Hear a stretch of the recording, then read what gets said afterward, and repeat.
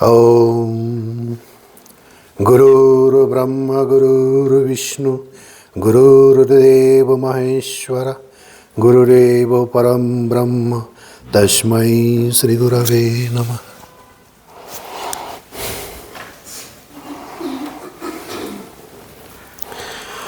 जगद्गुरु श्री श्री ठाकुर, विश्वजननी श्री श्री माँ এবং যুগাচার্য স্বামী বিবেকানন্দের চরণে ধন্যবাদ প্রণাম জানাই। ভগ্নী নিবেদিতা চরণে আমার শতকোটি প্রণাম। মঞ্চে উপবিষ্ট স্বামী মহাতপানন্দজি মহারাজকে আমার আভূমি লণ্ঠিত প্রণাম। এখানে গুণী ভক্তবৃন্দ যারা রয়েছেন তাদের সকলকে আমার প্রণাম এবং পূজ্য পদে শুভেচ্ছা, ভালোবাসা এবং কৃতজ্ঞতা। আজকে এখানে এই মঞ্চে দাঁড়াতে পেরেছি, এটা আমার ভীষণ ভাগ্যের ব্যাপার এবং আমার ভীষণ গর্ব অনুভব হচ্ছে। এই প্রথম আসা। যাই হোক, ভক্তিযোগে মহারাজ আমাকে আদেশ করেছেন ভক্তিযোগ শ্রীমদ্ ভগবদ্ গীতার 12 অধ্যায় সে সম্পর্কে আলোচনা করবার জন্য। গত দিনে ভক্তিযোগ সম্পর্কে অনেক আলোচনা হয়েছে এবং আজকে আমি ভগবদ্গীতার কয়েকটি দিক আমি উল্লেখ করতে চাইছি। সেখানে অধ্যায় পরিচিতি সম্পর্কে একটু বলে নিতে চাইছি। মেইন যে আলোচনাটা আছে তার মধ্যে যাবার আগে অনুধ্যান হলো আমাদের 12 অধ্যায়ের। আমরা দেখলাম এই অধ্যায়ে 20টি শ্লোক রয়েছে। প্রথম শ্লোকটি অর্জুনের এবং দ্বিতীয় শ্লোক থেকে 20তম শ্লোক পর্যন্ত শ্রীকৃষ্ণ বলেছেন। এই অধ্যায়টি গঠন হয়েছে শ্লোকে যেভাবে সজ্জিত হয়েছে সেটা এভাবে হয়েছে। প্রথম শ্লোকটি অর্জুন শ্রীকৃষ্ণকে করেছেন, দ্বিতীয় শ্লোকে তার উত্তর দিচ্ছেন এবং তৃতীয়, চতুর্থ এবং পঞ্চম শ্লোকে জ্ঞানের সাধন সম্পর্কে শ্রীকৃষ্ণ বলছেন এবং জ্ঞান এবং ভক্তিযোগের মধ্যে যে তুলনা, শ্রেষ্ঠত্বের সম্পর্কে যে তুলনা, সেটা শ্রীকৃষ্ণ তৃতীয়, চতুর্থ এবং পঞ্চম শ্লোকে বলেছেন। ষষ্ঠ এবং সপ্তম শ্লোকে ভগবান কিরূপ ভক্তকে এই জগৎ সংসার থেকে উদ্ধার করেন সে সম্পর্কে বলেছেন। অষ্টম থেকে দ্বাদশ শ্লোক পর্যন্ত আমরা পাই সাধনের উপায় এবং সাধক বিভিন্ন যে সাধনগুলি রয়েছে তার মধ্যে সমন্বয়। 13 থেকে 19 শ্লোক পর্যন্ত 5টি প্রকরণের মাধ্যমে সিদ্ধ যোগীর যে সমস্ত গুণাবলীগুলি রয়েছে সেই সমস্ত গুণাবলী শ্রীকৃষ্ণ বলেছেন এবং 20তম শ্লোকে গিয়ে শ্রীকৃষ্ণ অধ্যায়টিকে সংক্ষিপ্ত করে বলেছেন। আলোচনার শুরু করতে চাইছি আমি এভাবে যে গীতার এই অধ্যায়ের মানে 12 অধ্যায়ের আলোচ্য অধ্যায়ের পূর্ববর্তী অধ্যায়গুলিতে শ্রীকৃষ্ণ বারংবার বিভিন্ন যোগ সম্পর্কে বলেছেন। ভক্তিযোগ, জ্ঞানযোগ, কর্মযোগ, এই সমস্ত যোগ সম্পর্কে বলেছেন। কাকে বলেছেন? যুদ্ধক্ষেত্রে অর্জুনকে। এবার অর্জুন যুদ্ধক্ষেত্রে নানা বিষয়ে টেন্সড ছিলেন, এটা ঠিক। তার মধ্যে যুদ্ধ না করার একটা প্রবণতাও ছিল, এবং সেই পরিস্থিতিতে সংশয়ান্বিত হয়ে পড়েন অর্জুন এবং শ্রীকৃষ্ণকে প্রশ্ন করেন যে এই যে যোগগুলির কথা আপনি বললেন, এর মধ্যে শ্রেষ্ঠ যোগ কোনটি? এবং সততযুক্তায়ে ভক্তাস্তম পর্যুপাসতে ये चाप्यक्षरमव्यक्तम तेषां के যোগবিত্তমাহ। কে শ্রেষ্ঠ যোগী? যে নাকি নিরাকার ব্রহ্মের উপাসনা করছে, আপনি যে বললেন নিরাকার ব্রহ্মের উপাসনা এবং সগুণ সাকার ব্রহ্মের উপাসনা কথা বললেন, এর মধ্যে শ্রেষ্ঠ যোগী কে? শ্রীকৃষ্ণ তার উত্তরে বলছেন, ময়া বেশ্য মনো ये मन নিত্যযুক্তায়ুপাসতে শ্রদ্ধয়া পরয়োপেতস তে মে যুক্ত তমামতঃ। অর্জুনের প্রশ্নের উত্তরে শ্রীকৃষ্ণ যেটা বলছেন, সে একটু অস্বচ্ছতা থাকলে পরেও পরিষ্কার বোঝা যাচ্ছে যে উনি ভক্তি মার্গকে বা সাকার ব্রহ্মকে তিনি অগ্রণী ভূমিকা দিলেন। তাই বলছেন যে ভক্ত আমাতে মন নিবিষ্ট করে পরম শ্রদ্ধা ও বিশ্বাস সহকারে নিরন্তর আমার ভজনা করেন, তিনি শ্রেষ্ঠতম যোগী। আচ্ছা, এই বিষয়ে এই নিরাকার ব্রহ্ম আর সাকার ব্রহ্মের ব্যাপারে আমাদের শ্রী শ্রী ঠাকুরের একটা ছোট্ট কথোপকথন মাস্টারমশাইয়ের সঙ্গে আমি উল্লেখ করতে চাইছি। আমাদের কথামৃতের রচনাকার মাস্টারমশাইয়ের জীবনী যদি আমরা পড়ি, ওখানে দেখতে পাই যে মাস্টারমশাই প্রথমে নিরাকার ব্রহ্মে আসক্ত ছিলেন এবং তিনি ঠাকুরের উপদেশ অনুযায়ী নিরাকার ব্রহ্মের উপাসনা করতেন। একদিন ঠাকুরের সঙ্গে তিনি মতিশিলের ঝিলে যান এবং সেখানে দেখেন যে ক্রীড়ারত মাছগুলি, এবং ঠাকুর সেই ক্রীড়ারত মাছগুলিকে দেখিয়ে মাস্টারমশাইকে বলছেন যে নিরাকার ব্রহ্মে এইরূপ মন নিমগ্ন রয়েছে, এরকম চিন্তা করতে হয়। ঠাকুর সেই এই বলার পরে কিছুদিন অতিবাহিত হলো, মাস্টারমশাই সেই পথেই চলছিলেন, নিরাকার ব্রহ্মের পথে। শেষে একদিন মাস্টারমশাই বললেন ঠাকুরকে যে নিরাকার ব্রহ্মে প্রথমে মনস্থির করা কঠিন হয়ে পড়ছে। ঠাকুর অমনি উত্তর দিলেন, দেখলে তো, তাহলে সাকার ধ্যানই করো না কেন? মাস্টার অবনত মস্তকে তাহা স্বীকারপূর্বক ঠাকুরের নির্দেশানুসারে সাধন ভজনাদি করতে লাগলেন। আমাদের ঠাকুর ছিলেন চলমান গীতা। গীতার যত তত্ত্ব কথা ছিল, তাত্ত্বিক বিষয়গুলি ছিল, উনি সমস্ত তাত্ত্বিক বিষয়গুলি নিজের জীবনে এমনভাবে গ্রহণ করেছিলেন এবং যেমন জলে চিনি দ্রবীভূত হয়ে যায়, তেমনি ঠাকুরের জীবনে গীতার যে তত্ত্ব কথাগুলি সেইভাবে দ্রবীভূত হয়ে গিয়ে স্বাদটুকু সহজ সরল ভাষায় আমাদের কাছে উপস্থাপিত হয়েছে।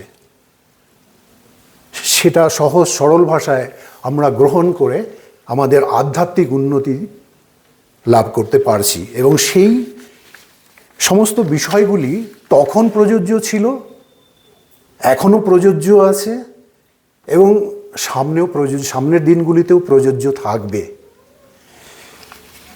গীতায় শ্রীকৃষ্ণ যে সমস্ত শ্রেষ্ঠত্বের কথা বলেছেন তার কিছু তাৎপর্য আছে। সেটা কি? সাধক কর্মযোগ, জ্ঞানযোগ বা ভক্তিযোগ যাই করুন না কেন, যে পথেই যান না কেন, উদ্দেশ্য একটাই, সেটা হচ্ছে ভগবৎ প্রাপ্তি। বাস্তবে তিনিই শ্রেষ্ঠ যিনি ভক্তি লাভ করেছেন। কর্ম এবং জ্ঞানযোগের সাধনার পরবর্তী পর্যায়ে ভক্তি লাভ হয়। কিন্তু ভক্তি যোগে যোগী প্রথম থেকেই ভক্তিতে আপ্লুত থাকেন, যেমন ভক্ত প্রহ্লাদ। ভক্তি লাভের জন্য যে অত্যন্ত আবশ্যক সেটা হলো উপাসকের আন্তরিক ইচ্ছা ও একনিষ্ঠ আগ্রহ। এটা আমরা নারদীয় ভক্তি সূত্রে পাই। জ্ঞান ও ভক্তি দুটোই দুঃখকে দূর করতে সক্ষম, কিন্তু জ্ঞানের চাইতে ভক্তির বিশেষত্ব একটু আলাদা। জগতে কোনো বস্তু সম্পর্কে জ্ঞান হলে বস্তু বিশেষের অজ্ঞানতাকে দূর করা যায়। যেমন এটা টাকা, আমরা যে টাকা, অর্থ, টাকা, এটা টাকা। এখন টাকা যখন বিচার করে আমরা বুঝলাম যে এটা টাকা, তখন টাকার যে অজ্ঞানতা আছে সেটা আমরা দূর করতে পারবো। বিচার করতে হবে টাকার অজ্ঞান ভাব এবং তার জ্ঞান ভাব। অর্থাৎ তত্ত্বজ্ঞান দ্বারা অজ্ঞানতাকে দূর করা যায়, কিন্তু ভগবানের কি, ভগবানের জ্ঞানের ক্ষুধা দেখা যায় না। ভগবানের কিসের ক্ষুধা দেখা যায়? ভক্তির ক্ষুধা, ভালোবাসার ক্ষুধা। জ্ঞানকে অনুভব করে স্বস্বরূপ, কিন্তু ভক্তি বা প্রেমকে অনুভব করেন ভগবান। হিরণ্যকশিপু ক্রোধিত হয়ে যখন ভক্ত প্রহ্লাদকে জিজ্ঞেস করলেন যে তোমার ভগবান যদি সর্বত্র বিচরণ করেন, সর্বত্র যদি থাকেন, তাহলে এই প্রাসাদের থামের মধ্যে কি রয়েছে? আপনারা কালকেই এই ঘটনাটি আমাদের পরিতোষদার কাছে শুনেছেন। ভগবান সেখান থেকে প্রকট হয়ে প্রমাণ করলেন যে ভক্তই সত্য। তারপর সব ইতিহাস।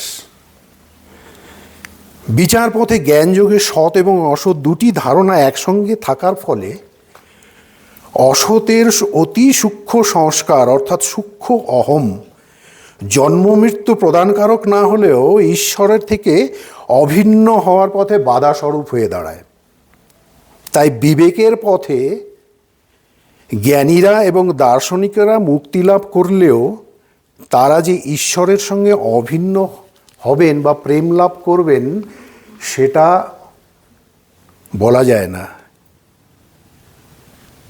এই সূক্ষ্ম অহমের জন্য দার্শনিকগণের মধ্যে তাদের দর্শন নিয়ে মতভেদ থাকে, কিন্তু ভক্তিযোগে গোড়া থেকে ভক্ত একমাত্র ঈশ্বর ব্যতীত অন্য কোনো সত্তাকে, পৃথক সত্তাকে মেনে নেয় না। জ্ঞানযোগে সাধক বিচার অনুযায়ী অসৎকে ত্যাগ করেন। অসৎকে ত্যাগ করলে ত্যাগী এবং ত্যায্য বস্তুর অস্তিত্ব ভাবরূপে বহুদূর পর্যন্ত যায়। তাই জ্ঞানযোগে অসতের সর্বতোভাবে পরিত্যাগ খুব বিলম্বে হয়। কর্মযোগে সাধক অসৎ বস্তু সমূহকে ত্যায্য বলে মনে না করে সেবা সামগ্রী বলে ধরে নেয়। ত্যাগ দ্বারা সাধারণ বস্তু সহজে পরিত্যক্ত হলেও প্রিয় বস্তু পরিত্যাগ করা কঠিন হয়। সুতরাং প্রিয় বস্তু পরিত্যাগ করার থেকে সেগুলি অন্যের সেবায় লাগানো সহজ। নিষ্কামভাবে অন্যের সেবায় লাগালে অতি সহজে ও শীঘ্র অসৎ বস্তু পরিত্যক্ত হয়। ভক্তিযোগে জগৎকে ভগবানের বা ভগবৎ স্বরূপ বলে মানলে জগৎ অতি শীঘ্র লুপ্ত হয়ে শুধু ভগবানই বিরাজমান থাকেন। এইভাবে জ্ঞানযোগের চাইতে কর্মযোগে অসৎ বা জড় শীঘ্র পরিত্যক্ত হয় এবং কর্মযোগের চাইতে ভক্তিযোগে অসৎকে শীঘ্র ত্যাগ করা যায়। কারণ ভক্তিতে অসৎই থাকে না, সদা সচ্চাহম। তাই জ্ঞানযোগ থেকে কর্মযোগ শ্রেষ্ঠ, কর্মযোগ থেকে ভক্তিযোগ শ্রেষ্ঠ। তাহলে জ্ঞানযোগী আর কর্মযোগীদের ভগবৎ সাধনার কি ভূমিকা আছে এই বিষয়ে একটু দেখা যাক। নির্গুণ উপাসকদের সাধনায় নানা ভেদ থাকলেও মুখ্যত দুটি বিষয় গুরুত্বপূর্ণ এবং দুটি বিষয় হচ্ছে কমন ফ্যাক্টর। কি সেই দুটো জিনিস? সেটা হচ্ছে জড় এবং চেতন রূপে যা কিছু দেখা যায় তাই ব্রহ্ম, যা কিছু দেখা যায় তাই অনিত্য, ক্ষণভঙ্গুর এবং অসৎ। এইভাবে নেতি নেতি করে যা অবশিষ্ট থাকে তাই হলো আত্মা বা ব্রহ্ম। শুধু এটা ভাবলেই কি সব সমস্যার সমাধান হবে? চিত্তে যতক্ষণ কাম ক্রোধাদির বিকার থাকবে ততক্ষণ জ্ঞাননিষ্ঠা পাওয়া সম্ভব না। আসক্তি দূর করার জন্য যেমন কর্মযোগীর সমস্ত প্রাণীর কল্যাণের প্রতি অনুরাগ থাকা প্রয়োজন, তেমনি নির্গুণ উপাসকদের জীবের কল্যাণে ভালোবাসা ও প্রেম থাকা প্রয়োজন।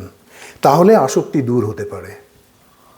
তবে আসক্তি শুধু সমাজের প্রতি হলে হয় না, শরীরের প্রতি অনাসক্তি না হলে অহংভাব দূর হয় না।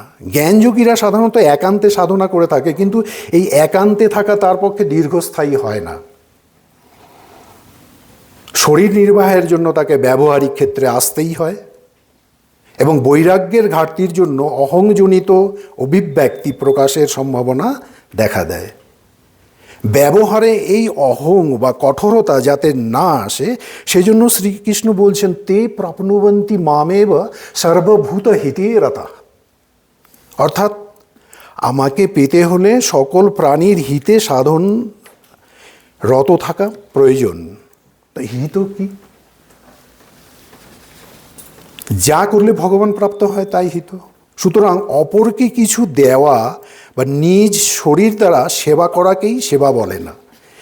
নিজের জন্য কোনো আশা না করে অন্যের মঙ্গল কিভাবে হবে, তারা কি করে সুখ পাবে, এই ভাব নিয়ে কর্ম করাকেই সেবা বলে।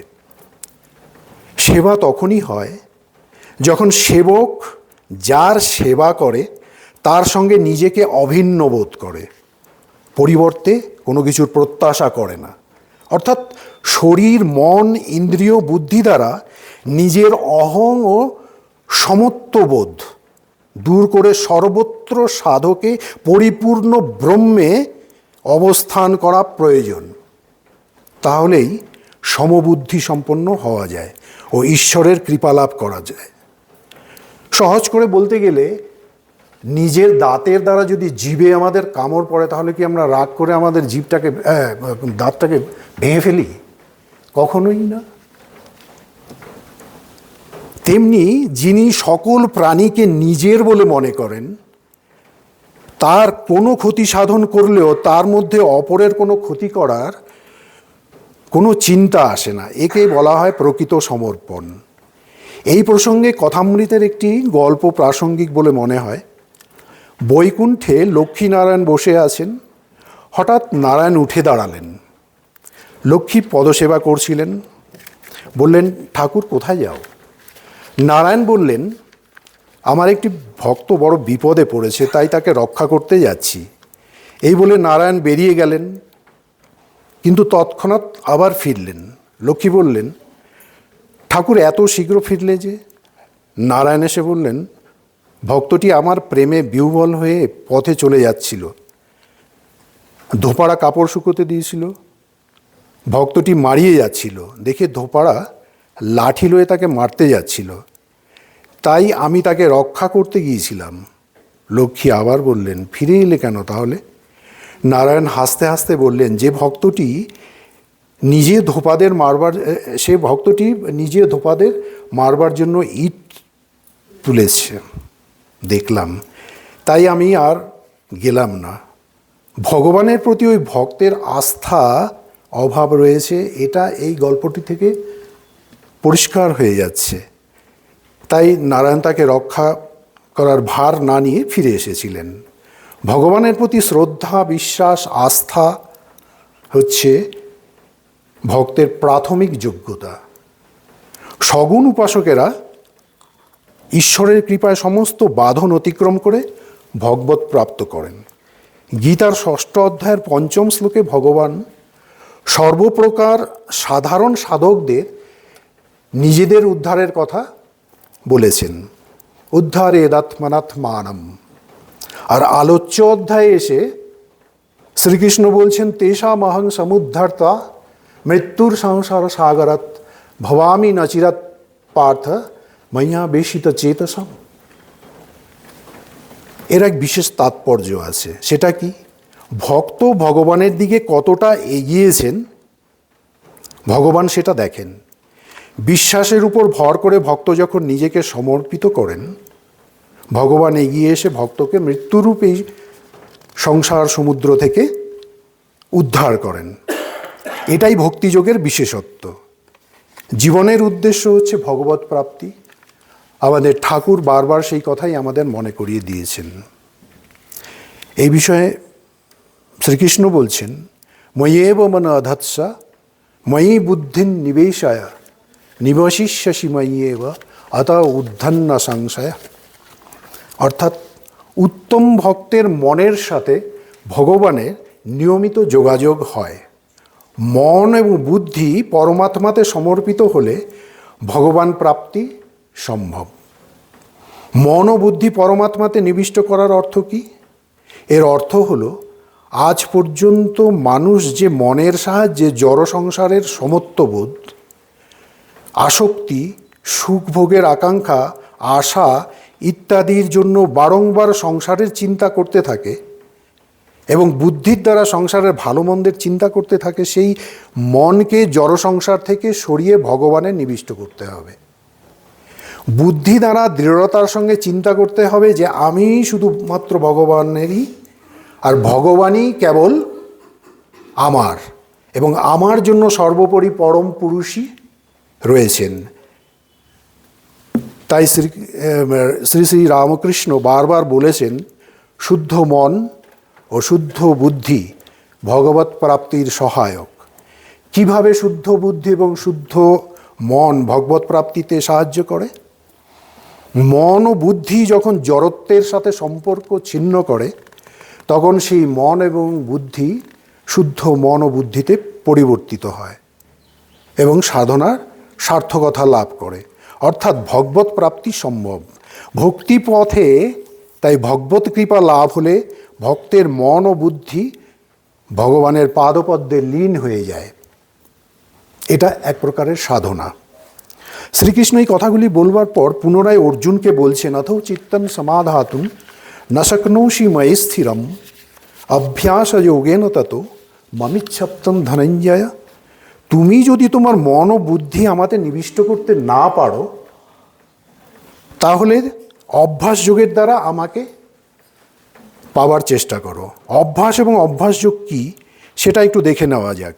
কোনো বিশেষ উদ্দেশ্যে মনকে বারংবার নিয়োগ করাকেই বলা হয়েছে অভ্যাস, এবং যোগ বলা হয় সমত্বকে, অর্থাৎ সমতা রেখে অভ্যাস করার নাম অভ্যাস যোগ।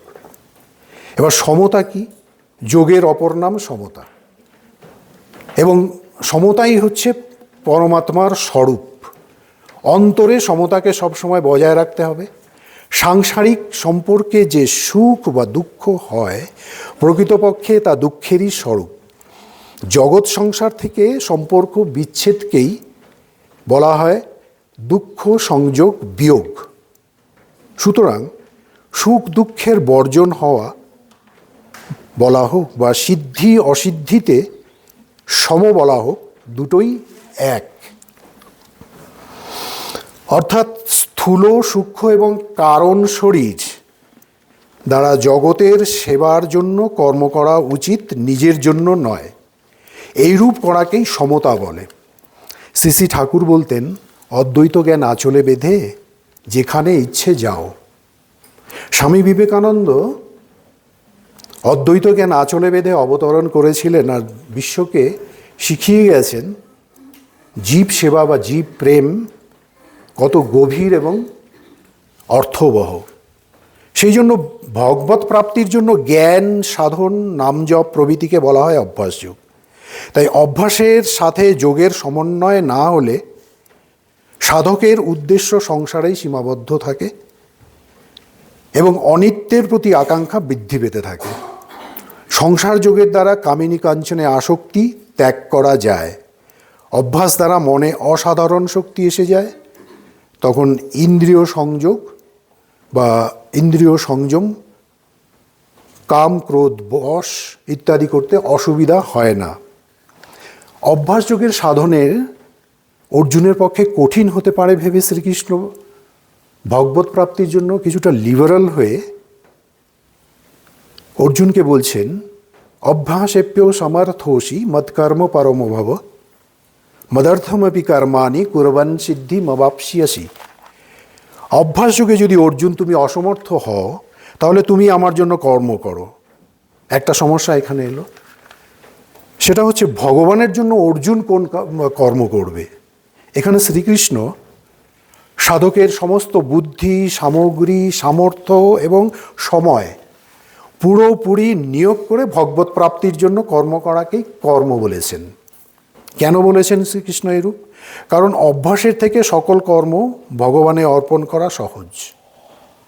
কেননা অভ্যাস হলো এমন ব্যাপার যা বারবার চর্চা করতে হয়, কিন্তু কর্ম স্বতই হয়ে যায়, কারণ স্বভাবেই কর্মের প্রবণতা থাকে। নিজের কর্ম করলে মানুষ আবদ্ধ হয়, কর্মণা বদ্ধতে জ্ঞান্তুহু। তাই কর্মকে ভগবানে অর্পণ করলে মানুষ সহজেই ভগবানকে লাভ করতে সক্ষম হন। এরপর ভগবান আরও লিবারাল হলেন। লিবারাল হয়ে বলছেন, অথৈ তদপশ্যক্তোষি কর্তুম মধ্যগ মাশ্রিতা সর্বকর্মফলত্যাগ ততঃ কুরু যথাত্মবান। যদি এই সাধন অর্জুন তোমার সামর্থ্য অনুযায়ী না হয়, তাহলে সকল কর্মফল লাভের ইচ্ছা ত্যাগ করো। ভগবানের জন্য সমস্ত কর্ম করায় ভক্তির প্রাধান্য থাকে, তাই এটা ভক্তিযোগ। এবং সর্বকর্ম ফল ত্যাগে শুধুমাত্র ফল ত্যাগের প্রাধান্য থাকে, তাই এটা আবার কর্মযোগ। ভগবান সর্বকর্ম ফল ত্যাগের সময় শরীর বশকারী মন, বুদ্ধি, ইন্দ্রিয়সমূহের প্রতি যত্নবান হতে বলেছেন। কারণ কর্মযোগে আত্মসংযম করার বিশেষ প্রয়োজন, কেননা আত্মসংযম ছাড়া সর্বকর্ম ফলত্যাগ সম্ভব হয় না। তাহলে আমরা দেখতে পাচ্ছি শ্রীকৃষ্ণ এই অধ্যায় 8 থেকে 11 শ্লোক পর্যন্ত যে কয়টি বিষয়ের উল্লেখ করেছেন, তাতে প্রথম সাধনে অক্ষম হলে সাধক দ্বিতীয় সাধন, দ্বিতীয় সাধনে অক্ষম হলে তৃতীয় সাধন, এবং তৃতীয় সাধনে অক্ষম হলে চতুর্থ সাধন করে ভগবত প্রাপ্তি করতে পারেন। মনে প্রশ্ন আসতে পারে, তাহলে কি অন্তিম সাধন বা পথ সর্বকর্ম ফল ত্যাগ, যেটা এই পদ্ধতি কি নিম্ন শ্রেণীর? ভগবান শ্রীকৃষ্ণ এই সংশয় দূর করলেন। তিনি যে 4টি সাধনার কথা বললেন বা যোগের কথা বললেন, সেগুলো হলো সমর্পণ যোগ, অভ্যাস যোগ, ভগবদার্থ কর্ম সাধন এবং কর্মফল ত্যাগ স্বরূপ। এখানে এসে তিনি বলছেন, যে তত্ত্ব প্রথম, দ্বিতীয় এবং তৃতীয় সাধনে দ্বারা সম্ভব হয়, সেই তত্ত্ব চতুর্থ সাধনের দ্বারাও সম্ভব হয়। তাই চতুর্থ সাধন নিম্নবর্গীয় ভাবা ভুল হবে। কর্মফল ত্যাগ বলতে আমরা কি বুঝি, এটা একটু দেখে নিই। উৎপত্তি এবং বিনাশশীল সকল বস্তুই হচ্ছে কর্মফল। সেগুলির প্রতি আসক্তি ত্যাগ করার নামই হলো কর্মফল ত্যাগ। তাহলে ভগবান এই 4 প্রকার সাধনার কথা কেন বললেন? এরকম বলবার কারণ হলো সাধকের রুচি, শ্রদ্ধা, বিশ্বাস এবং যোগ্যতার বিভিন্নতার জন্য সাধনের বিভিন্নতার কথা বলা হয়েছে। 4টি সাধনই সম্পূর্ণ এবং শ্রেষ্ঠ। একটা বিষয় সম্পর্কে আলোচনা না করলে অসম্পূর্ণতা থেকে যাবে আলোচনাটি।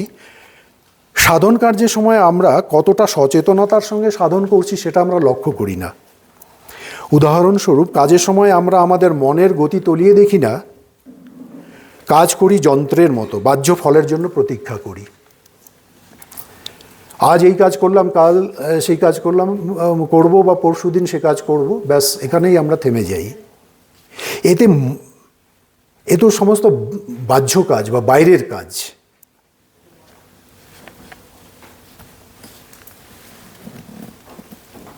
এতে মানুষের মনের কি হচ্ছে?